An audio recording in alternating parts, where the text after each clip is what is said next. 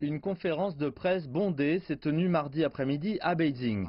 Les responsables du Xinjiang ont d'abord évoqué le développement rapide de la région qui se trouve en position centrale dans l'initiative Ceinture et Route et bénéficie d'un immense afflux de touristes, 150 millions par an. Depuis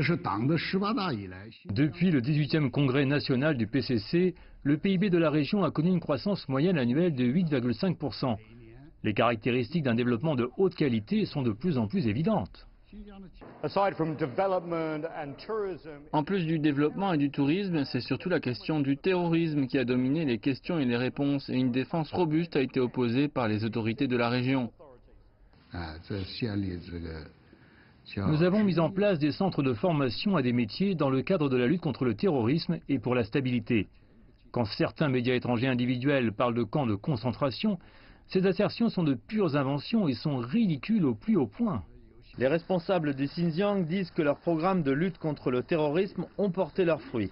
Ils font état de 0 attentat terroriste dans la région en plus de 2 ans consécutifs.